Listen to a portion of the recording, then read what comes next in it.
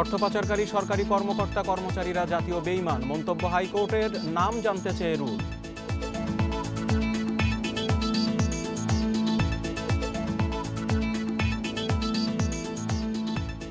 করোনার কারণে বিজয় দিবসে জাতীয় প্যারেড গ্রাউন্ডের কুচকাওয়াজ বাতিল, আয়োজন সীমিত রাখার পরামর্শ।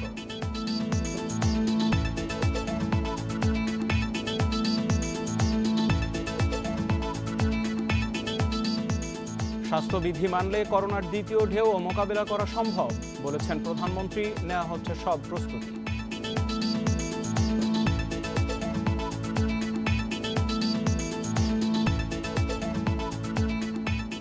করোনার দ্বিতীয় ঢেউয়ে বাড়ছে আইসিইউ চাহিদা। ঢাকায় আছে মাত্র ৩০৯টি, জেলায় চালু হয়নি বরাদ্দের একটিও।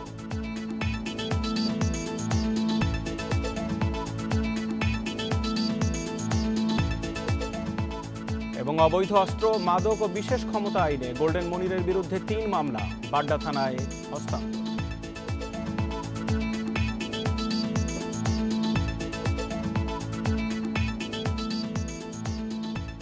স্বাগত সংবাদ দুপুরে, আপনাদের সাথে আছে জাহিদুল বাশার। এতক্ষণ শিরোনামগুলো শুনছিলেন, এবার যাব পুরো খবরে। বিশ্বের বিভিন্ন দেশে অর্থ পাচারে জড়িত সরকারি কর্মকর্তা কর্মচারীদের নাম জানতে চেয়েছে হাইকোর্ট। 17 ডিসেম্বরের মধ্যে এই তালিকা দেওয়ার নির্দেশ দিয়েছে উচ্চ আদালত। অর্থ পাচারকারীরা জাতীয় বেইমান বলে মন্তব্য করেছেন হাইকোর্ট। বলেছেন, বিশ্বের বিভিন্ন জায়গায় যারা অর্থ পাচার করছে তাদের বেশিরভাগই সরকারি কর্মকর্তা কর্মচারী। তারা দেশের শত্রু, দেশের সঙ্গে বেইমানি করেছে বলেও মন্তব্য হাইকোর্টের। বিচারপতি নাজমুল ইসলাম তালুকদারের ভার্চুয়াল বেঞ্চ স্বপ্রণোদিত হয়ে রুল সহ এই আদেশ দেন। মানি লন্ডারিং, দুর্নীতি রোধ করতে হবে বলে মন্তব্য করেন হাইকোর্ট। অবৈধভাবে কোনো লেনদেন করা যাবে না বলেও মন্তব্য করেন উচ্চ আদালত।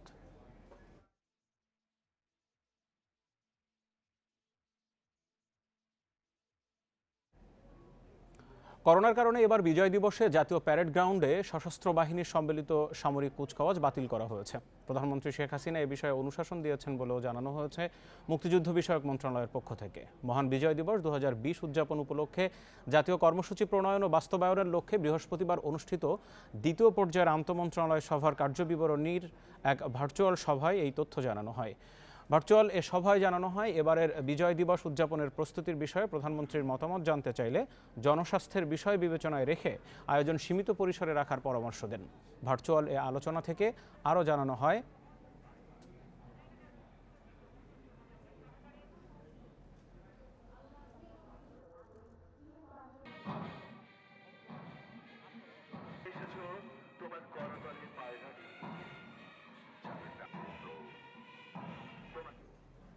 প্রধানমন্ত্রী শেখ হাসিনা বলেছেন, স্বাস্থ্যবিধি মেনে চললে করোনার দ্বিতীয় ধাপও ঠেকানো সম্ভব। জনগণকে কিভাবে সুরক্ষিত রাখা যায় সেটাই সরকারের মূল চেষ্টা। দ্বিতীয় ধাপ মোকাবিলায় দেশে সব ধরনের প্রস্তুতি নেওয়া হচ্ছে বলেও জানান প্রধানমন্ত্রী। সকালে গণভবন থেকে ভিডিও কনফারেন্সে 3টি সেতু ও একটি চত্বর উদ্বোধনের সময় তিনি এসব কথা বলেন। যোগাযোগ উন্নত হলে আর্থসামাজিক ব্যবস্থা উন্নত হবে জানিয়ে প্রধানমন্ত্রী বলেন, দেশের মানুষের মৌলিক চাহিদা নিশ্চিত করে যোগাযোগ নেটওয়ার্ক গড়ে তুলছে সরকার। মাগুরার মধুমতি নদীর ওপর এলাংখালী ঘাটে নির্মিত হয়েছে 600 মিটার দীর্ঘ শেখ হাসিনা সেতু। নারায়ণগঞ্জের শীতলক্ষা নদীর ওপর নির্মিত হয়েছে গোলাম দস্তগীর গাজী বীর প্রতীক সেতু, যার দৈর্ঘ্য 576 মিটার। যশোরের অভয়নগরে যশোর খুলনা সড়কে ভৈরব নদীর ওপর নির্মিত হয়েছে 702 মিটার সেতু। গণভবন থেকে ভার্চুয়ালি এই 3টি সেতু ও পাবনা শহরে একটি চত্বরের উদ্বোধন করেন প্রধানমন্ত্রী শেখ হাসিনা। তুলে ধরেন যোগাযোগ নেটওয়ার্ক নিয়ে তার সরকারের পরিকল্পনা ও অর্থনৈতিক সমৃদ্ধিতে উন্নত যোগাযোগের ভূমিকা। একটা পর একটা সেতুগুলি যে হচ্ছে, এর ফলে কিন্তু আর যা যোগাযোগটা আরও উন্নত হবে। তার ফলে আপনি কৃষি পণ্য বলেন, মৎস্য বলেন, বন্য যে কোনো পণ্য বাজারজাত করা এবং সেগুলি মানুষের জীবন জীবিকা সহজ হয়ে যাওয়া, সেটা সহজ হবে। করোনার দ্বিতীয় ধাপ মোকাবিলায় সরকারের প্রস্তুতি আছে উল্লেখ করে সবাইকে স্বাস্থ্যবিধি মেনে চলার আহ্বান জানান সরকার প্রধান। আর একটা নতুন ধাক্কা এখন আসছে বিশ্বব্যাপী, আমাদের এখন থেকে সেই প্রস্তুতিও আমরা নিচ্ছি। সেক্ষেত্রে আমরা সবাইকে স্বাস্থ্য সুরক্ষা মেনে চলা এবং এর ফলে যেন মানুষের ক্ষতিগ্রস্ত না হয়, কারণ প্রথম দিকে আমাদের অতটা অভিজ্ঞতা ছিল না, এখন অন্তত অভিজ্ঞতা হয়েছে। তাছাড়া যে ভ্যাকসিনটা আবিষ্কার হচ্ছে সেটা ইতিমধ্যে ক্রয় করবার জন্য আমরা আগাম টাকা পয়সা দিয়ে আমরা কিন্তু সেটা বুক করে রেখে দিয়েছি। কাজে সেদিক থেকে দেশের মানুষের চিন্তার কিছু নেই। পাবনার বীর মুক্তিযোদ্ধা রফিকুল আলম বকুল স্বাধীনতা চত্বর উদ্বোধন করে শেখ হাসিনা বলেন, মুক্তিযুদ্ধে রফিকুল ইসলাম বকুলের বীরত্ব এবং আওয়ামী লীগের দুঃসময়ে তার সাহসিকতা ও অবদান এখনও স্মৃতিতে অম্লান হয়ে আছে। অনিমেষ কর, ইন্ডিপেন্ডেন্ট নিউজ, ঢাকা। ঢাকার সরকারি বেসরকারি হাসপাতালে আইসিইউ রয়েছে ৩০৯টি। প্রায় ২ কোটি মানুষের জন্য এত কম আইসিইউ দিয়ে করোনার দ্বিতীয় ঢেউ সামলানো কঠিন হতে পারে বলে মনে করছেন বিশেষজ্ঞরা। এছাড়া করোনা মোকাবিলায় প্রতি জেলায় 10টি আইসিইউ বেড স্থাপনের বরাদ্দ দেওয়া হলেও চালু হয়নি একটিও। জরুরি ভিত্তিতে আইসিইউ বাড়ানোর তাগিদ বিশেষজ্ঞদের। শীতের প্রকোপ শুরু না হতেই বাড়ছে করোনা সংক্রমণ। ঢাকায় আইসিইউ বেডের চাহিদাও বাড়ছে, অথচ ঢাকার সরকারি 10টি হাসপাতালে আইসিইউ বেড রয়েছে 117টি, বেসরকারিতে 192টি। কুয়েত বাংলাদেশ মৈত্রী সরকারি হাসপাতালের 16টি, কুর্মিটোলা জেনারেল হাসপাতালের 10টি এবং বঙ্গবন্ধু মেডিকেল বিশ্ববিদ্যালয়ের 16টি আইসিইউ বেডের সবগুলোতেই রোগী ভর্তি। যেভাবে করোনা সংক্রমণ বাড়ছে তাতে দ্রুত আইসিইউ বেড বাড়ানোর পরামর্শ বিশেষজ্ঞদের। মৃত্যুর সংখ্যাও বেড়ে যাচ্ছে, সংক্রমণের সংখ্যাও বেড়ে যাচ্ছে গত 1-2 সপ্তাহ যাবৎ। করোনার ওয়েভ যদি একটু বেড়ে যায় তাহলে আসলে আমাদের মৃত্যুর ঝুঁকি বেড়ে যাবে এবং সেই ক্ষেত্রে লোকজন বেশি আইসিইউর শরণাপন্ন হবে। আমাদের জনসংখ্যা অনুপাতে আইসিইউর বেডের সংখ্যা অবশ্যই অপর্যাপ্ত। যেখানে আইসিইউ ভালোভাবে চলছে সেখানে বেডের সংখ্যা দ্বিগুণ ত্রিগুণ, সেখানে 1 জন বা 2 জন বা 3 জন প্রশিক্ষিত চিকিৎসক, প্রশিক্ষিত নার্সের অধীনে যারা কম প্রশিক্ষিত সেই চিকিৎসক এবং নার্সদের দিয়ে আইসিইউ চালানো যায়। এইভাবে আমাদের পরিকল্পনা করে এগোতে হবে। স্বাস্থ্য অধিদপ্তর বলছে আইসিইউ সাপোর্ট দেওয়ার জন্য যথেষ্ট যন্ত্রপাতি থাকলেও তা পরিচালনার জন্য দক্ষ জনবলের অভাব রয়েছে।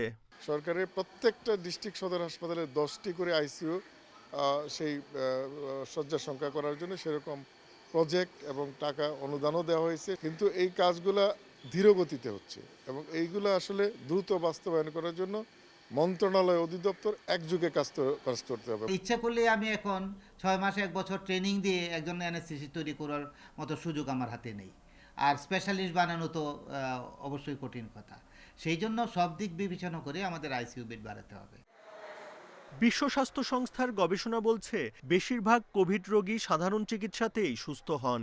18 থেকে 20% রোগীকে হাসপাতালে যেতে হয়, 5% লাগে ICU. Buddhadeb Kundu, independent news, Dhaka. বুড়িগঙ্গার তীর রক্ষায় আবারও অবৈধ স্থাপনা উচ্ছেদে অভিযান চালাচ্ছে বাংলাদেশ অভ্যন্তরীণ নৌ পরিবহন কর্তৃপক্ষ BIWTA। রোববার সকাল 10টার দিকে রাজধানীর বাদামতলী এলাকায় এই কার্যক্রম চালায় BIWTA। উচ্ছেদ অভিযানে ঢাকা 7 আসনের সংসদ সদস্য হাজী সেলিমের দখলে থাকা নবাববাড়ির ঘাট থেকে বাবুবাজার ব্রিজ পর্যন্ত প্রায় 3 একর জমি দখলমুক্ত করা হয়। গুড়িয়ে দেওয়া হয়েছে বাঁশ ও ত্রিপল দিয়ে তৈরি অস্থায়ী ফলের দোকান। BIWTA-র যুগ্ম পরিচালক গুলজার আলী জানান, দখলদার যেই হোক কোনো ছাড় দেওয়া হবে না। পাশাপাশি আর যেন কেউ দখল করতে না পারে সেজন্য মনিটরিং বাড়ানো হবে। এর আগে 2019 সালের জানুয়ারিতে একই জায়গায় উচ্ছেদ চালায় BIWTA।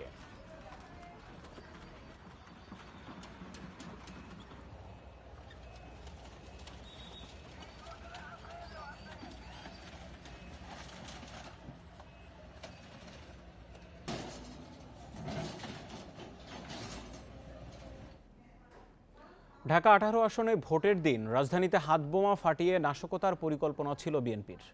এজন্য ঢাকা মহানগর উত্তর বিএনপির 2 নেতা বড় অঙ্কের টাকা দেয় তুরাগ থানা যুবদলের সাধারণ সম্পাদক মামুন পারভেজকে।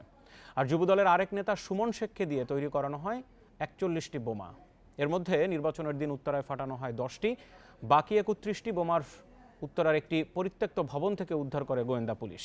মামুন সুমন সহ যুবদলের 7 নেতাকে গ্রেপ্তারের পর এসব তথ্য দিচ্ছে গোয়েন্দা পুলিশ। 12 নভেম্বর ভোট চলাকালে উত্তরার পলোয়েল মার্কেটের সামনে ও কামারপাড়ায় 10টি হাতবোমা ফাটানো হয়। এ সময় হাতে নাতে গ্রেপ্তার হন সোহেল নামে এক যুবক। সোহেলের দেয়া তথ্যে গ্রেপ্তার করা হয় তুরাগ থানা যুবদলের সাধারণ সম্পাদক মামুন পারভেজকে। তিনি জড়ান 54 নম্বর ওয়ার্ড যুবদলের ভারপ্রাপ্ত সাধারণ সম্পাদক সুমন শেখ ওরফে বোমা সুমনকে। তাদের দুজনকে জিজ্ঞাসাবাদের পর উত্তরা 10 নম্বর সেক্টরের নির্মাণাধীন ভবন থেকে উদ্ধার করা হয় 31টি হাতবোমা। গোয়েন্দারা জানাচ্ছে উপনির্বাচনকে ঘিরে দেশে বিশৃঙ্খলা তৈরির দায়িত্ব দেওয়া হয় মামুনকে। তিনি সঙ্গে নেন বোমা সুমনকে। উত্তরা পশ্চিম থানা যুবদলের সদস্য সচিব ফেরদৌস মাসুম ও উত্তরা পূর্ব থানা যুবদল নেতা সেলিম মিয়ার সহায়তায় বোমা তৈরির উপাদান সংগ্রহ করে 41টি ভাত বোমা তৈরি করে সুমন। বোমা ফাটানোর দায়িত্ব দেওয়া হয় যুবদল কর্মী সোহরাব, সোহেল, উজ্জ্বল ও হাসিবকে। উপাদানগুলো সংগ্রহ করার দায়িত্ব একজনের ছিল, সেগুলো অ্যাসেম্বল করার দায়িত্ব ছিল আরেকজনের, নিক্ষেপ করার জন্য বেশ কয়েকজন লোক তাদের সাথে জড়িত ছিল। আমরা ইতিমধ্যে বেশ কিছু গুরুত্বপূর্ণ তথ্য পেয়েছি। এই তথ্যের ভিত্তিতে আমাদের অভিযান অব্যাহত আছে। হয়তো অদূর ভবিষ্যতেই আরও গুরুত্বপূর্ণ বিষয়গুলো সামনে চলে আসবে। গোয়েন্দারা জানাচ্ছে সুমন 2012 সাল থেকে বোমা তৈরি করে আসছে। এর আগেও বিভিন্ন জায়গায় বোমা ফাটিয়েছে সুমন। বোমা তৈরির জন্য যে বিশেষভাবে কাজ করেছে, হাতে কলমে কাজ করেছে, সে হচ্ছে সুমন বা বোমা সুমন নামে সে পরিচিত। সে 2012 সাল থেকেই এই কাজটার সাথে জড়িত। নাশকতায় যারা মদত দিয়েছে গ্রেপ্তারকৃতদের রিমান্ডে জিজ্ঞাসাবাদে তাদের নাম বের করা হবে বলেও জানাচ্ছে DB. Masudur Rahman, independent news, Dhaka. অবৈধ অস্ত্র, মাদক ও বৈদেশিক অর্থ রাখার অপরাধে স্বর্ণ চোরা কারবারি ও গাড়ি ব্যবসায়ী মনির হোসেন ওরফে গোল্ডেন মনিরের নামে 3টি মামলা করেছে র্যাব। আজ সকালে র্যাব বাদী হয়ে অস্ত্র, মাদক ও বিশেষ ক্ষমতা আইনে রাজধানীর বাড্ডা থানায় মামলা 3টি দায়ের করে। সে সাথে পুলিশের কাছে মনিরকে হস্তান্তর করেছে তারা। আজ তাকে আদালতে হাজির করা হতে পারে। গত শুক্রবার গোয়েন্দা তথ্যের ভিত্তিতে রাজধানীর মেরুল বাড্ডায় মনিরের বাসায় রাতভর অভিযান চালিয়ে নগদ 1,09,00,000 টাকা, 10 দেশের 9 লাখ টাকা মূল্যমানের বৈদেশিক মুদ্রা, 8 কেজি স্বর্ণ, বিদেশি মদ ও বিদেশি অস্ত্র জব্দ করা হয়। এছাড়া মনিরের অনুমোদনহীন 3 কোটি টাকা মূল্যের বিলাসবহুল 5টি গাড়ি জব্দ করা হয়। প্রাথমিক জিজ্ঞাসাবাদে মনিরের 1050 কোটি টাকার বেশি সম্পদের খোঁজ পাওয়ার কথা জানিয়েছে র্যাব।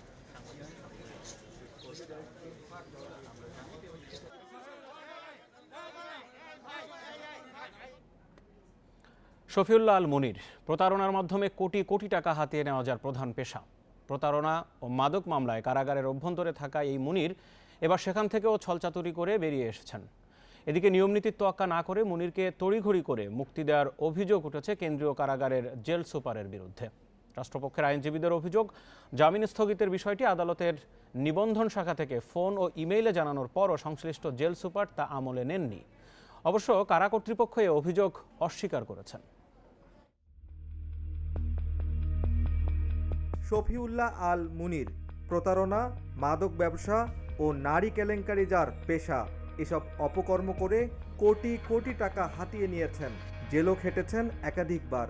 নিজে ক্রীড়া সংগঠক না হয়েও হাফ ডজন জাতীয় পর্যায়ের ক্রীড়া সংগঠনের নেতৃত্ব দিয়েছেন।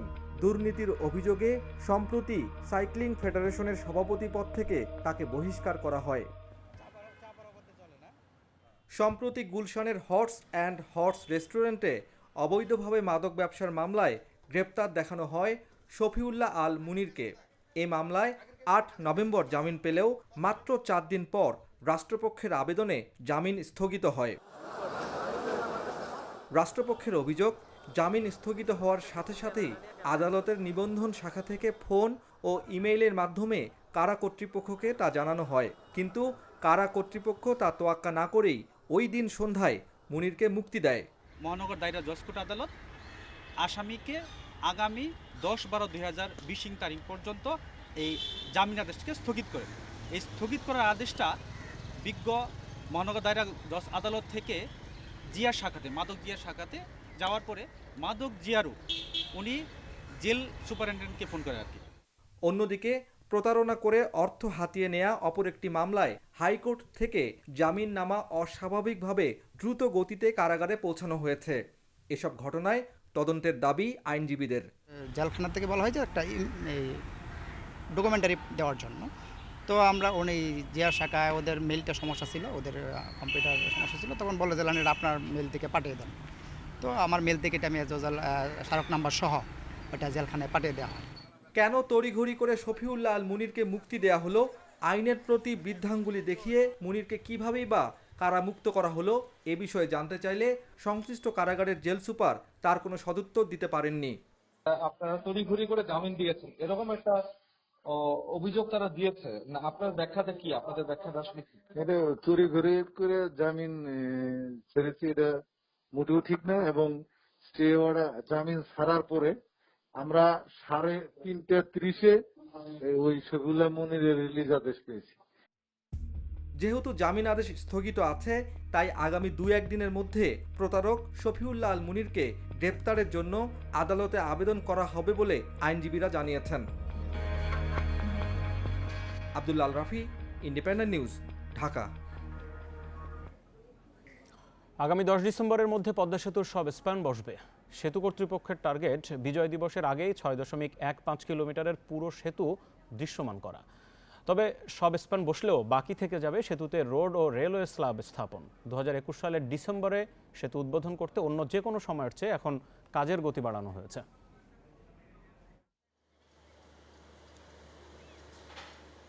কুয়াশায় আচ্ছাদিত পদ্মা, বর্ষা শেষে শান্ত স্থির নদীর বুকে সগৌরবে দাঁড়িয়ে কোটি মানুষের স্বপ্নের সেতু। গেল কয়েকদিনের আবহাওয়া যেন পদ্মা নদীর মতোই আনপ্রেডিক্টেবল। শীতের আগমনের মধ্যেই ঝরছে বৃষ্টি, সাথে কুয়াশা। নদীর বুকে তাই দৃষ্টিসীমা বেশ সীমিত। তবে সীমিত দৃষ্টিসীমার মধ্যেও চোখে পড়ে হাজারো শ্রমিকের কাজে মুখর পদ্মা পার। শনিবার সবশেষ 38তম স্প্যান বসায় দৃশ্যমান সেতুর 6.25 কিলোমিটার। আর মাত্র 450 মিটার হলেই দেখা যাবে পুরো পদ্মা সেতু। আমরা 2021 সালের 30 জুন পর্যন্ত টাইম দিয়েছি। এরপরে যে এক্সটেনশন লাগবে তারা এখনো চায় না। এটা কি লাগবে এটা এখনো বলে আমরা সেটা শুনতে রাজি না। ফলে বাট আমরা তো বুঝি সব কিছু, তো কোভিড টোভিড আসার পরে এক শিফটে কাজ হতে পারে নাই। আর পার্টিকুলারলি এই বছর নদীর বিহেভিয়ারটা ওয়াজ টোটালি ডিফারেন্ট। আগামী বছরে বিজয়ের 50তম বর্ষে পদার্পণ করবে বাংলাদেশ। তাই 2021 সালের 16 ডিসেম্বরের আগেই পদ্মা সেতু চালুর টার্গেট সেতু কর্তৃপক্ষের। আগামী ডিসেম্বরের মধ্যে সবগুলো স্প্যান বসানো সম্ভব হলেও বাকি থেকে যাবে রেলওয়ে এবং রোডে স্ল্যাব নির্মাণের কাজ। পাশাপাশি সুপার টি গার্ডার নির্মাণের কাজও বাকি থেকে যাবে। তবে পদ্মা সেতুতে অন্যান্য যে কোনো সময়ের তুলনায় কাজের যে গতি বেড়েছে তাতে আশা করা হচ্ছে 2021 সালের ডিসেম্বরের মধ্যেই খুলে দেওয়া সম্ভব হবে পদ্মা সেতু। শুক্রবার পর্যন্ত সেতুর 2917টি রোডে স্ল্যাবের মধ্যে বসেছে 1239টি, আর রেল স্ল্যাব 2965টির মধ্যে 1848টি বসানো হয়েছে। জাজিরা প্রান্তের 234টির মধ্যে 33টি সুপার টি গার্ডার বসানো বাকি, আর মাওয়া প্রান্তে 204টির মধ্যে বসানো হয়েছে 95টি। ব্রিজের তল সাইড দিয়ে যেখান দিয়ে রেলওয়ে যাচ্ছে সেখানেও স্ট্রিজার বসাতে হবে। এখানেও আবার একটা জিনিস হচ্ছে যে রেলওয়েরটা কাজ স্ট্রিজার না বসালে রোডে বসানো যাবে না, কারণ ওইখানে ঢুকতে পারবো না। তাই নিচে দিয়ে যেখানে যাচ্ছে উপর দিয়ে ঢুকতে হয়, তো উপরে একবার বসায় ফেললে নিচে ঢুকতে পারে না। ফলে একটার সাথে একটা রিলেটেড। সেতু বিভাগ জানায় 30,193 কোটি টাকার এই প্রকল্পের এখন পর্যন্ত কাজের অগ্রগতি 82%। নদী শাসন 75 ও মূল সেতুর কাজ হয়েছে 91%। Ijazur Rahman, independent news, Dhaka. মালিক সমিতির 2 সদস্যকে আটকের প্রতিবাদে ধর্মঘট পালন করছে যশোর শহরের ফার্মেসিগুলো। এতে করে চরম ভোগান্তিতে পড়েছেন রোগী ও তাদের স্বজনরা। শনিবার অনুমোদনহীন ওষুধ রাখার দায়ে 2 ফার্মেসি ব্যবসায়ীকে আটক করে পুলিশ। এছাড়া ওষুধ প্রশাসন ও ম্যাজিস্ট্রেট ছাড়া বিভিন্ন সময় অভিযান চালানোর প্রতিবাদে সকাল থেকে অনির্দিষ্টকালের ধর্মঘটের ডাক দেয় যশোর ফার্মেসি মালিক সমিতি। ফলে শহরের সব ফার্মেসি বন্ধ থাকায় ওষুধ কিনতে বিপাকে পড়েছেন মানুষ। সমস্যা সমাধানে দুপুরে ফার্মেসি মালিক সমিতির নেতৃবৃন্দের সঙ্গে আলোচনায় বসে যশোর জেলা পুলিশ।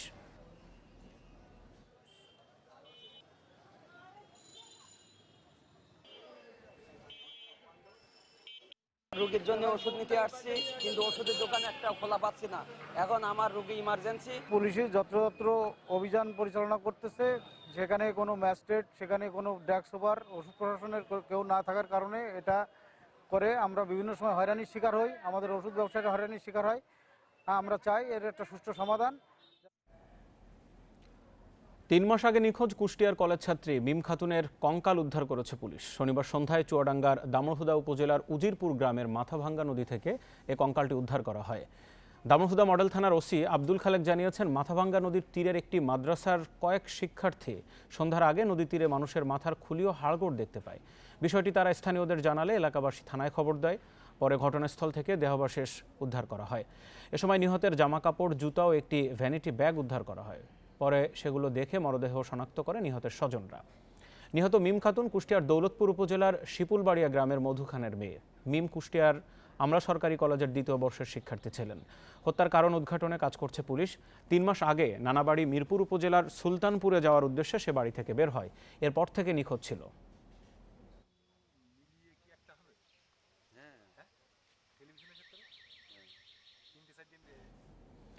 নাটোরের নলডাঙ্গায় ছিনতাইকারীর হামলায় অরুণ শর্মা নামে এক ব্যবসায়ী নিহত হয়েছেন।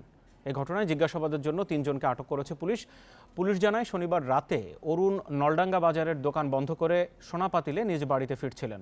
পথে পেছন থেকে লোহার রড দিয়ে অরুণকে আঘাত করে ছিনতাইকারীরা।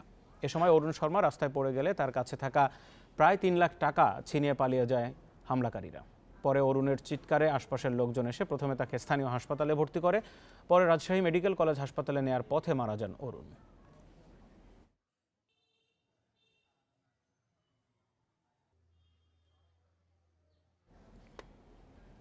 শেরপুরের নালিতাবাড়ির এক ইউপি ওয়ার্ড সদস্যের হামলায় আহত স্থানীয় যুবকের মৃত্যু হয়েছে। পুলিশ জানায় প্রতিবন্ধীদের মধ্যে কার্ড বিতরণ নিয়ে ঘুষ লেনদেনের বিষয়ে প্রতিবাদ করায় গত 10 নভেম্বর নালিতাবাড়ি চন্দ্রকুড়া ইউপি সদস্য আব্দুল জলিল সুজনের উপর হামলা করে।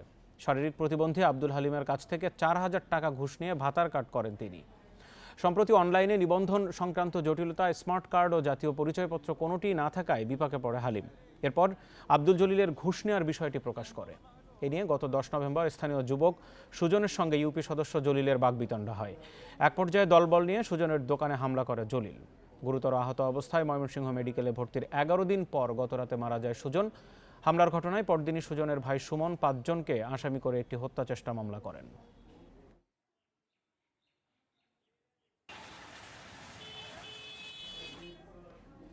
মেহেরপুরে ট্রান্সফরমার চক্রের 5 সদস্যকে আটক করেছে পুলিশ। শনিবার রাতে গাংনী ও কুষ্টিয়ার বিভিন্ন এলাকা থেকে তাদের আটক করা হয়। উদ্ধার করা হয় চুরি যাওয়া ট্রান্সফরমার ও সরঞ্জাম। গাংনী থানার ওসি ওবায়দুর রহমান জানিয়েছেন, গাংনীর 2 জায়গা থেকে 1 মাসের মধ্যে সেচ কাজে ব্যবহৃত 6টি ট্রান্সফরমার চুরি হয়। এই ঘটনায় মামলা করে ক্ষতিগ্রস্ত কৃষকরা। শনিবার পুলিশ প্রথমে গাংনী থেকে দৌলতপুরের লক্ষ্মীখোলা গ্রামের মজির উদ্দিন ও ভেড়ামারার গোপীনাথপুরের আব্দুল আলিমকে গ্রেপ্তার করে। পরে তাদের দেয়া তথ্য অনুযায়ী আমলাপাড়ার হারেজ মালিথা, ত্রিমোহনীর নূর ইসলাম ও হরিপুরের আনারুল ইসলামকে গ্রেপ্তার করে। এ সময় উদ্ধার করা হয় চুরি যাওয়া 3টি ট্রান্সফরমার ও অন্যান্য যন্ত্রাংশ।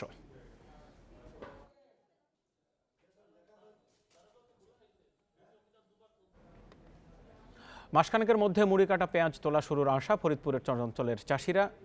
ভালো দামের আশায় অন্যান্য জেলার চাষিরাও দ্রুত পেঁয়াজ বাজারে তোলার অপেক্ষায়। কৃষি বিভাগ বলছে, দাম ভালো পাওয়ায় পেঁয়াজ চাষে উৎসাহ বাড়ছে। মুড়ি কাটা ছাড়াও অন্যান্য জাতের দিকে ঝুঁকছেন চাষিরা।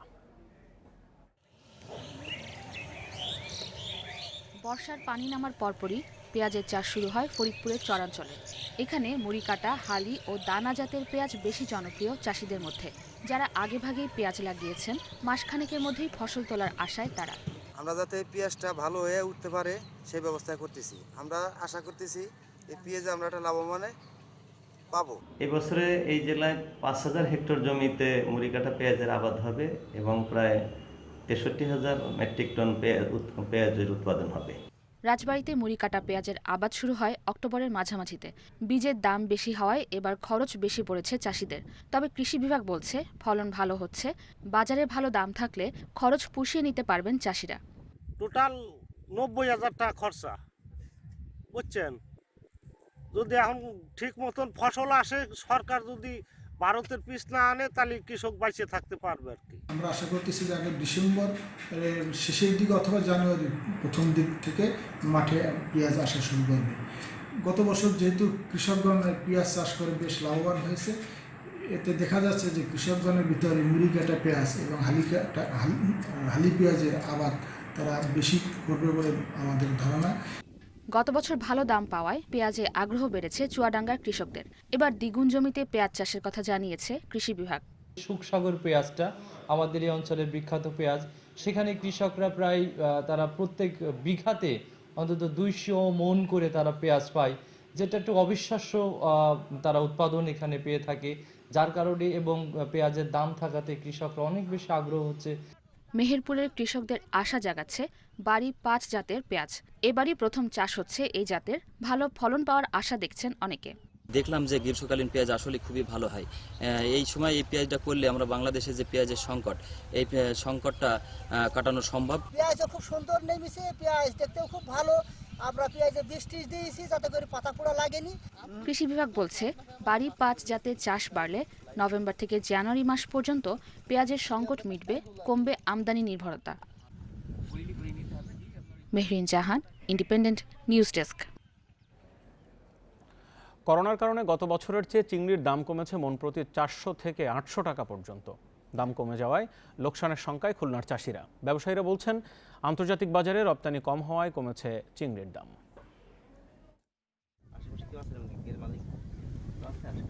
এবছর খুলনায় 52,000 হেক্টর জমির ঘিরে গলদা ও বাগদার চাষ হয়েছে।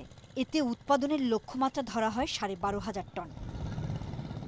জেলায় উৎপাদিত 90% চিংড়ি রপ্তানি হয়। করোনার কারণে এবার রপ্তানি কমে গেছে। চাহিদা কম থাকায় দামেও প্রভাব পড়েছে। গত বছর আকারভেদে চিংড়ির দাম ছিল 900 থেকে 1600 টাকা। চলতি বছর একই চিংড়ি 500 থেকে 800 টাকায় বিক্রি হচ্ছে। লোকসানের শঙ্কায় রয়েছেন খুলনার 52,000 চিংড়ি চাষি। এবছর মাছ বিক্রি করতে 400 টাকা, 450 টাকা, 500 টাকা। তাতে যাচ্ছে কি চাষিরা বাঁচবে না। খাবারের দাম আছে প্রচুর, খাবারের দাম, কিন্তু গল্লার দাম সেই তুলনায় নেই। কোম্পানি আমাদের যে মাছের রেট ছিল 1600 টাকা, মাছ কোম্পানি দিত, তো সেই মাছের এখন সেই মাছের রেট আছে 1200 টাকা। সেই মাছ কোম্পানি বলতেছে বিদেশে বিক্রি নাই তাদের। এদিকে রপ্তানিকারকরা বলছেন, বিদেশের চাহিদা কম থাকায় স্থানীয় বাজারেও দাম কমেছে। মাছ ছাড়বে ঠিক পোনাটা রেনুটা পন্ডে দিবে ঠিক সেই সময় করোনা শুরু হয়েছে, যার কারণে পোনা ঠিক মতো দিতে পারেনি। এমনি ওভারঅল আপনার 30% মাছ এবার পোনা কম ছাড়ছে পন্ডে, যার কারণে সব মিলেই কিন্তু মাছের রেটটা এবছরে এক্সপোর্টটা কমে গেছে। ক্ষতি পোষাতে চাষিদের সহজ শর্তে ঋণ সহায়তার আশ্বাস দিয়েছে মৎস্য অধিদপ্তর। আমরা সহযোগিতা করছি যে বিভিন্ন জন যখন গিয়ে উৎপাদনে গিয়ে অর্থ সমস্যায় পড়ছে, তারা ব্যাংক লোনের জন্য আবেদন করছে, আমরা সেগুলোকে ব্যাংকে আমরা ফরওয়ার্ডিং দিয়ে দিচ্ছি। তাদেরকে আমরা ব্যাংকেও ব্যক্তিগতভাবে আমরা সুপারিশ করছি যে তাদের খামারের অবস্থা এরকম, তাদেরকে হেল্প করা প্রয়োজন এই মুহূর্তে। গত অর্থ বছরে খুলনা অঞ্চলের ব্যবসায়ীরা চিংড়ি রপ্তানি করে আয় করে 2369 কোটি টাকা। Independent news desk. শ্রমিকের বকেয়া বেতন, অবিকৃত চিনি এবং লোকসানের বোঝা মাথায় নিয়েই ডিসেম্বর থেকে নতুন মৌসুমের কার্যক্রম চালু করতে যাচ্ছে ঠাকুরগাঁও চিনিকল। পুরনো যন্ত্রপাতি ও আখ সংকটে খুঁড়িয়ে খুঁড়িয়ে চলছে কারখানাটি। তবে কর্তৃপক্ষ বলছে, চিনির দাম কমানো এবং বকেয়া বেতন পরিশোধ সহ নানা কার্যক্রম হাতে নেওয়া হয়েছে।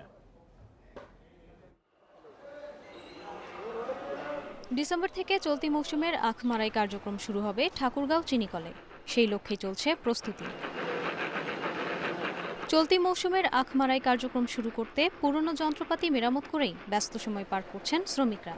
তবে এখনও আগের মৌসুমের লোকসান কাটিয়ে উঠতে পারেনি এ চিনিকল। তার মধ্যেই শুরু হচ্ছে চলতি মৌসুমের কাজ। পুরোনো মিল, অনেক নতুন মেশিনারিজ ঠিক নাই, ভাঙাচোরা মিল এভাবে চালাতে গেলে তো লস তো অবশ্যই হবেই। আখের চিনির মধ্যে আর মেডিসিনের চিনির মধ্যে অনেক তফাৎ আছে। এই তফাৎটার জন্য আমাদের কষ্টটা পড়ে বেশি, ওদের কষ্ট পড়ে কম। এদিকে সময়মতো টাকা, সার, বীজ না পাওয়া এবং নানা হয়রানির কারণে আখ উৎপাদন থেকেও মুখ ফিরিয়ে নিচ্ছেন চাষিরা। এর ফলে চলতি মৌসুমেও কাঙ্ক্ষিত আখ মারাই কার্যক্রম ব্যাহত হওয়ার শঙ্কায় সংশ্লিষ্টরা। বর্তমানে ঠাকুরগাঁও চিনিকলে কাজ করছেন প্রায় 6 শতাধিক শ্রমিক, কিন্তু 5 মাস ধরে বেতন না পাওয়ায় চরম বিপাকে তারা। সময় মতো আমরা সার পাচ্ছি না, বীজ পাচ্ছি না, আবার অর্থ পরিশোধেও তারা গড়িমসি করে। এরকম হলে কিন্তু শুধুমাত্র আমরা না, অনেক চাষি এই কুষার চাষ থেকে মুখ ফিরিয়ে নিবে। আমরা খুব কষ্ট করে চলছি, ছেলে মেয়ে নিয়ে, পারিবারিক নিয়ে। কারখানা পর্যায়ে চিনির দাম কমানোর প্রক্রিয়া শুরু হয়েছে বলে জানান প্রতিষ্ঠানের ব্যবস্থাপনা পরিচালক। গুদামে থাকা চিনির দাম কমিয়ে বিক্রি করা হলে শ্রমিকদের বকেয়া দ্রুত পরিশোধ করা হবে বলেও জানান তিনি। চিনি বিক্রি করে শ্রমিক কর্মচারীদের বেতন ভাতা মেটানোর, সেই সাথে সদর দপ্তরের সাথে সার্বক্ষণিক যোগাযোগ রাখছি আমাদের দেনা পাওনার ব্যাপারে। বাজারের চেয়ে মিলের চিনির দাম বেশি হওয়ায় গোডাউনে পড়ে নষ্ট হচ্ছে 2900 টন চিনি। এতে করে দিন দিন লোকসানের পাল্লা ভারী হচ্ছে চিনিকলটির। Independent news desk. বিরতিহীন সংবাদ দুপুরে আছেন আপনারা, আর সংবাদে আরও যা যা থাকছে। এবার পেনসিলভেনিয়াতেও আইনি লড়াইয়ে হার ডোনাল্ড ট্রাম্পের। ভোট জালিয়াতির অভিযোগ প্রমাণ না হওয়ায় মামলা খারিজ।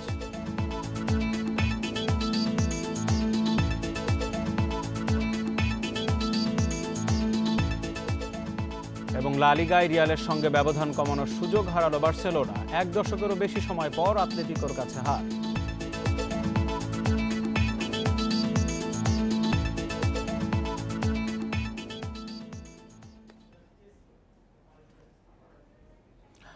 শিক্ষা প্রতিষ্ঠান বন্ধ থাকায় বিপাকে বই বিক্রেতারা।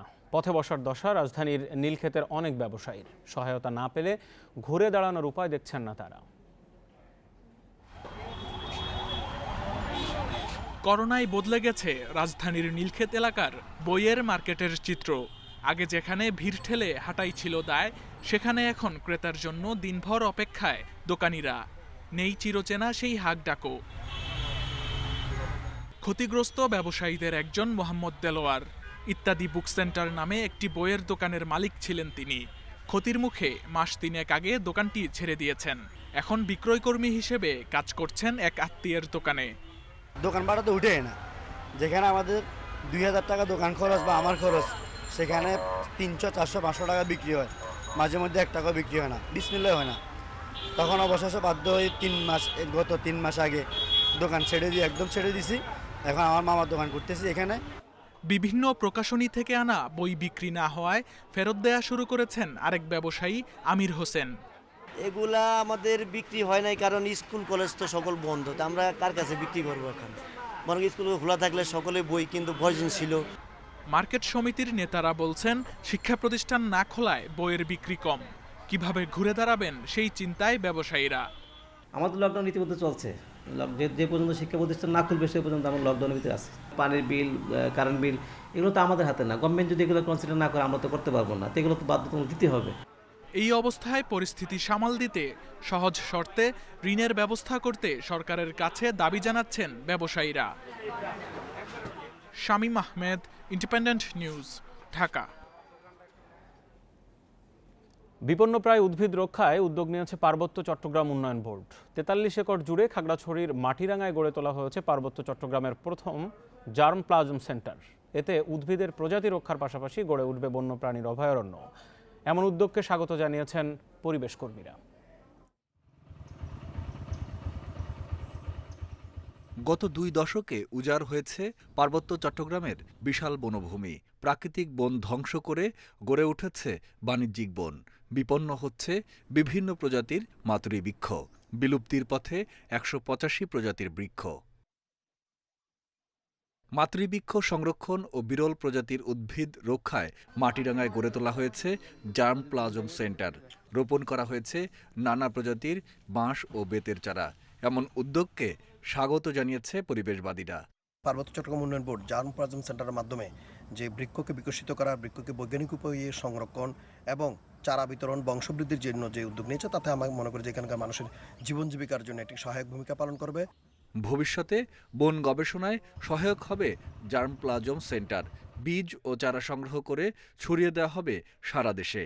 বিলুপ্তপ্রায় সেই সব প্রজাতির গাছগুলি এই জার্ম প্লাজম সেন্টারে রোপণ করে সেটার সংরক্ষণ করা এবং আমাদের যে ভবিষ্যৎ প্রজন্ম ছাত্রছাত্রী যারা বন নিয়ে কাজ করে, পরিবেশ নিয়ে কাজ করে, ওরা যেন এখান থেকে বৃক্ষ প্রজাতিগুলি চিনতে পারে।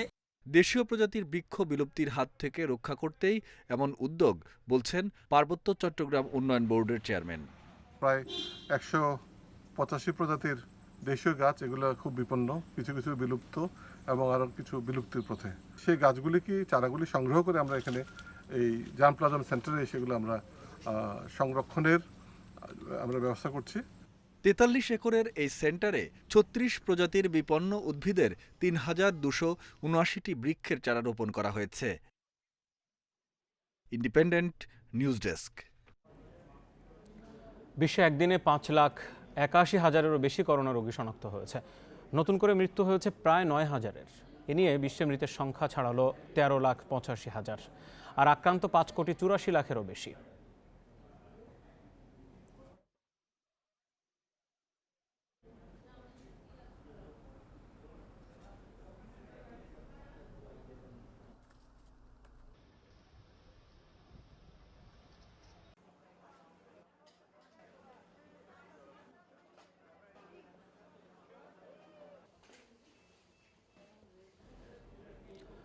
করোনায় একবার আক্রান্তের পর 6 মাসের মধ্যে দ্বিতীয়বার আক্রান্তের আশঙ্কা নেই বললেই চলে। সম্প্রতি যুক্তরাজ্যের স্বাস্থ্যকর্মীদের উপর চালানো এই গবেষণার আলোকে এই তথ্য জানিয়েছে অক্সফোর্ড বিশ্ববিদ্যালয়। একে সুখবর বলছেন গবেষণায় নেতৃত্ব দেয়া বিশ্ববিদ্যালয়টির জনস্বাস্থ্য বিভাগের অধ্যাপক ডেভিড আয়ার। দ্বিতীয় দফায় করোনা আক্রান্ত হওয়ার কয়েকটি ঘটনায় রয়েছে উদ্বেগ। খবর আসে সংক্রমণের পর মানব দেহে তৈরি হওয়া রোগ প্রতিরোধ ক্ষমতা বেশি দিন স্থায়ী নাও থাকতে পারে। আছে আবারও অসুস্থ হওয়ার শঙ্কা। আর এই বিষয়টি নিয়ে স্বাস্থ্যকর্মীদের উপর গবেষণা চালিয়েছে অক্সফোর্ড। বিশ্ববিদ্যালয়টির জনস্বাস্থ্য বিষয় বিভাগের অধ্যাপক ডেভিড আয়ার জানিয়েছেন, প্রথমবার করোনা আক্রান্ত হওয়া বেশিরভাগ মানুষের শরীরেই তৈরি হয় অ্যান্টিবডি, আর এতে অন্তত 6 মাসের মধ্যে দ্বিতীয়বার সংক্রমণের শঙ্কা থাকে না। স্বাস্থ্য পরীক্ষায় অ্যান্টিবডি পজিটিভ ফল আসা কারোর ক্ষেত্রেই করোনা সংক্রমণের নতুন কোনো লক্ষণও পাওয়া যায়নি বলেও জানিয়েছেন তিনি। এপ্রিল থেকে নভেম্বরের মধ্যে চালানো হয়েছিল এই গবেষণা। 30 সপ্তাহের পর্যালোচনায় দেখা গেছে অ্যান্টিবডি না থাকা 11,058 কর্মীর মধ্যে 89 জনের ক্ষেত্রে রোগের উপসর্গসহ নতুন সংক্রমণ দেখা গেছে, আর অ্যান্টিবডি থাকা 1,246 জনের কেউই আক্রান্ত হননি।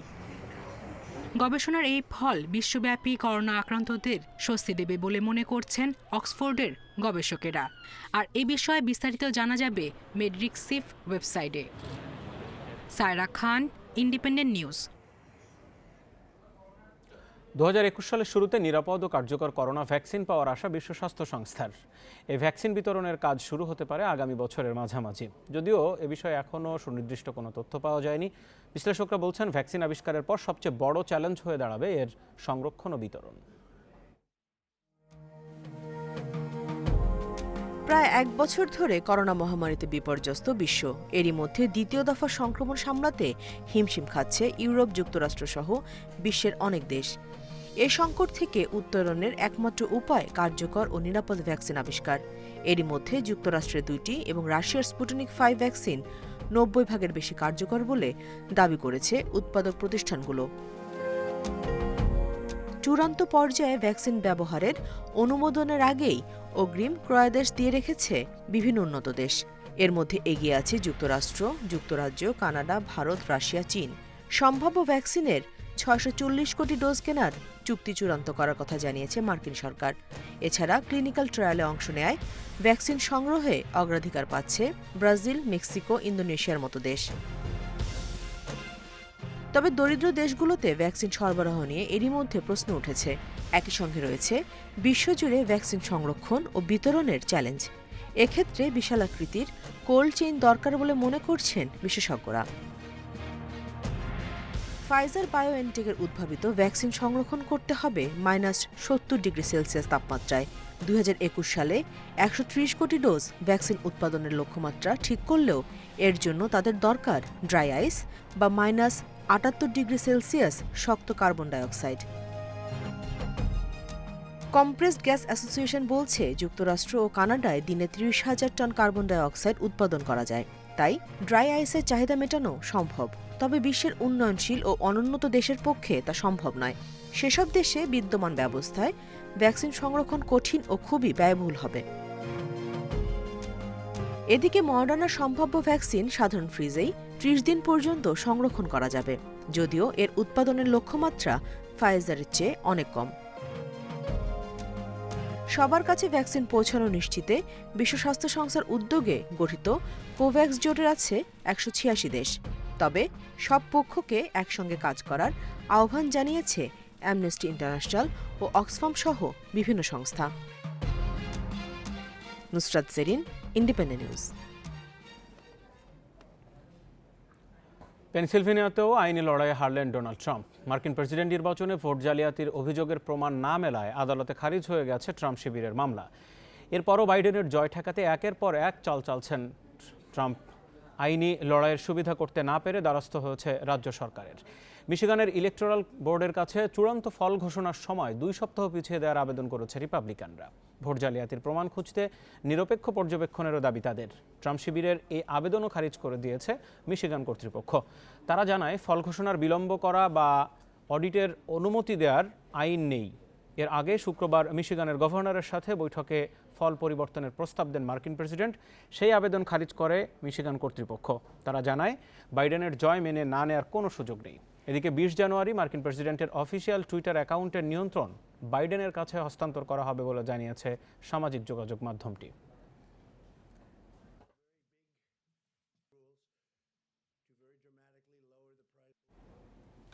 সরকার বিরোধী আন্দোলনে উত্তর লাতিন আমেরিকার দেশ গুয়েতেমালা। সরকারের নতুন বাজেট পরিকল্পনার বিরোধিতা করে রাজপথে নামে কয়েকশো বিক্ষোভকারী। এ সময় প্রেসিডেন্টের পদত্যাগ দাবি করেন তারা। বিক্ষোভের এক পর্যায়ে পার্লামেন্টে প্রবেশ করে ভাঙচুর করে বিক্ষোভধরা, আগুন ধরিয়ে দেয় একাংশে। 10 মিনিটের মাথায় পরিস্থিতি নিয়ন্ত্রণে নেয় দাঙ্গা পুলিশ। ফায়ার সার্ভিসের প্রচেষ্টায় নিয়ন্ত্রণে আসে আগুন, তবে এখনও ক্ষয়ক্ষতির বিষয়ে কোনো তথ্য মেলেনি। সরকার বিরোধীদের অভিযোগ, করোনার প্রভাবে এমনিতেই আর্থসামাজিক ক্ষতির শিকার হচ্ছে দেশ। এমন পরিস্থিতিতে বড় বড় প্রকল্প, সরকারি মদতপুষ্ট প্রতিষ্ঠানকে দিয়ে বৈষম্যমূলক আচরণ করছে সরকার। এদিকে নতুন এই বাজেটের বিরোধিতা করেছেন খোদ দেশটির ভাইস প্রেসিডেন্টও। শুক্রবার গুইলার্মো বলেন, তিনি মনে করেন দেশের স্বার্থে প্রেসিডেন্ট ও তার পদ ছেড়ে দেওয়া উচিত।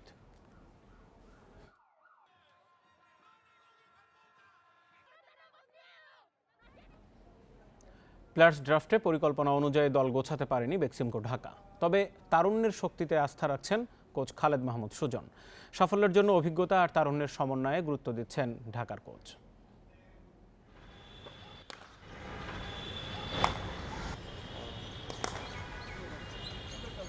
1, 2, 3 4 নম্বর শটটা খেলেই প্রান্ত বদল। ব্যাটিং সেশনে এভাবেই স্ট্রাইক রোটেশনের চর্চা সেরেছেন মুশফিক আর ছোট তামিম। প্রতীকীভাবে দেখলে এই ছবিটি দিচ্ছে ঐক্যের বার্তা, কাঁধে কাঁধ মিলিয়ে সামনে এগিয়ে যাওয়া। বঙ্গবন্ধু টি-20 কাপে দলগত চেষ্টাতেই সমাধান খুঁজছে বেক্সিমকো ঢাকা। মুশফিক, রুবেল, সাব্বিরকে বাদ দিলে দলে নেই খুব বড় নাম। আকবর, তামিমদের কল্যাণে জুটেছে বিশ্বজয়ীর তকমা। তবে বড়দের লড়াইয়ে এখনও রয়েছে অনেক কিছু প্রমাণের বাকি। সেই পর্বে উত্তীর্ণ হতে হলে মেটাতে হবে নির্দিষ্ট কিছু শর্ত। মুশফিকদের সাথে বোঝাপড়াটা ভালো না হলে কঠিন হবে উত্তরণ। ব্যালেন্সড আমি মনে করবো যে আই এম হ্যাপি। টি-20 ফরম্যাটটা আসলে আপনার ওই এক্সাইটিং খেলা, মানে বেসিক্যালি ইটস মোমেন্টামের গেম। আর এই ছেলেরা যারা আমার দলে আছে সবাই কিন্তু পারফর্মার। তো একদিক থেকে আমি হ্যাপি, যদিও ইয়াং, বাট আমার ফিল্ডিং ভালো হওয়ার কথা। টপ অর্ডারে প্রায় পুরোটাই আধিপত্য তারুণ্যের।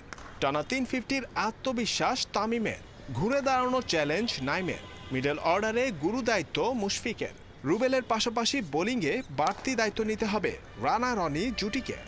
দেন মাঠের পারফরমেন্স ছাড়া কোনো কথাই নেই। সবচেয়ে বড় কথা এক্সিকিউশন। মাঠের পারফরমেন্স না থাকলে আপনি যতই ভালো টিম বানান, যত বড় নামই থাকুক, মাঠে আপনাকে খেলতে হবে। ওই দিনটাকে আপনার করতে হবে, মোমেন্টামটা ধরে রাখতে হবে।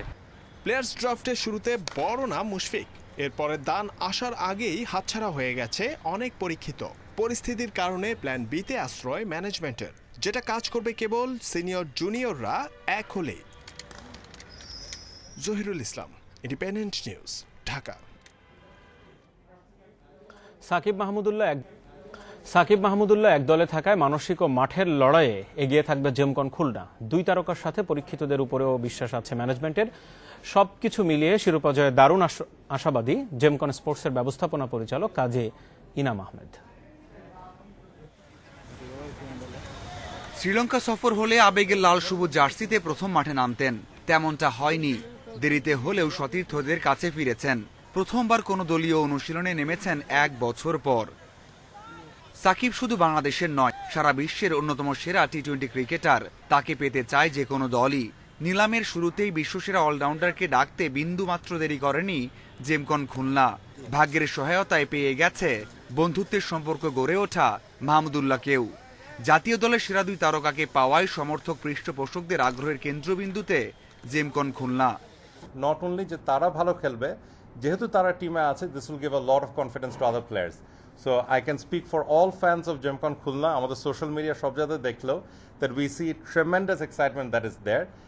শুধু সাকিব মাহমুদুল্লাহ নয়, বিজয়, ইমরুল, আরিফুল, শুভাগত, আলামিন, শফিউলদের নিয়ে তারকাবহুল দল খুলনা। কাগজে কলমে শক্তির সামর্থ্যে শিরোপার অন্যতম দাবিদার। বিপিএলে খুলনা টাইটান্সের হয়ে চূড়ান্ত সাফল্য না আসলেও বঙ্গবন্ধু টি-20 কাপে সেই আক্ষেপ দূর করতে চায় জেমকন গ্রুপ। আমাদের টিমে সাকিব আল হাসান, মাহমুদুল্লাহ রিয়াদ দুইজনে আছে, ন্যাশনাল টিমে অনেক স্টার্স আছে। Our target and goal is to be champions this time. We are going to the field. That is what even our captain Mahmudullah Riyad has said. Even Shakib Al Hasan, when I spoke to him, his first thing was always, he is a champion player, the whole team, they want to be champions. করোনাকালে সুরক্ষা নীতি মেনে দলের title sponsor চুক্তি ও logo উন্মোচন অনুষ্ঠান সংক্ষিপ্ত ও স্বল্প পরিসরে আয়োজন করে ম্যানেজমেন্ট। মাঠের বাইরের সব কাজ শেষ। মাঠের লড়াইয়ের ভালো শুরুর অপেক্ষায় এখন জেমকন খুলনা। আসরের দ্বিতীয় ম্যাচে জয়ের লক্ষ্যে সাকিবরা নামবে ফরচুন বরিশালের বিপক্ষে। Mazharul Islam, independent news. লা লিগায় এক দশকেরও বেশি সময় পর বার্সেলোনাকে হারিয়েছে আতলেতিকো মাদ্রিদ। অন্যদিকে সেরিয়াতে রোনালদোর জোড়া গোলে জয় পেয়ে পয়েন্ট টেবিলের 2-এ উঠে এসেছে ইউভেন্টাস। আর ইংলিশ প্রিমিয়ার লিগে শীর্ষে উঠেছে টটেনহ্যাম। ম্যান সিটিকে 2-0 গোলে হারিয়েছে মরিনিওর দল। ভিয়ারিয়ালের সঙ্গে ড্র করে রিয়াল মাদ্রিদ হোঁচট খাওয়ায় বার্সেলোনার সুযোগ ছিল লস ব্লাঙ্কোদের সাথে ব্যবধান কমানো, কিন্তু কাতালানদের প্রতিপক্ষ যে উঠতে থাকা আতলেতিকো। সিমেওনির দল চলতি মৌসুমে দুর্দান্ত, আবারও তার প্রমাণ মিলল বার্সার বিপক্ষে লড়াই। ম্যাচের শুরু থেকেই দুদল আক্রমণাত্মক ফুটবল উপহার দেয়।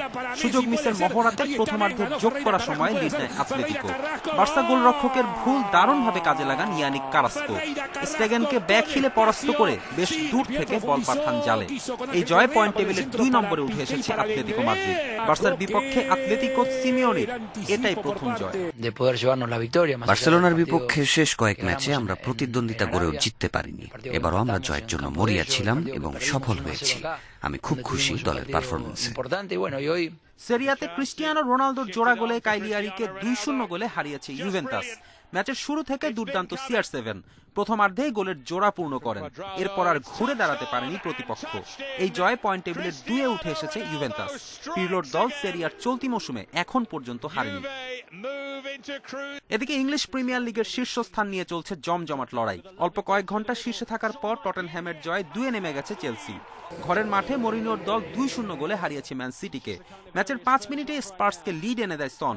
এরপর ক্রমাগত আক্রমণ করেও ফিনিশিং এর দুর্বলতায় গোল পায়নি সিটি। উল্টো দ্বিতীয়ার্ধে আরও একটি গোল হজম করে ম্যাচ থেকে ছিটকে যায় গার্দিওলার দল। বড় জয় শীর্ষে উঠলেও আত্মতুষ্টিতে ভুগছেন না স্পেশাল ওয়ান। ভালো লাগছে, হয়তো অল্প সময় পরই আমরা শীর্ষস্থান হারাতে পারি, কিন্তু এটা সমস্যা না। টটেনহ্যামের যে বিবর্তন হয়েছে তাতেই আমি আনন্দিত। ওল্ড ট্রাফোর্ডে ওয়েস্ট ব্রমকে 1-0 গোলে হারিয়েছে ম্যান ইউনাইটেড।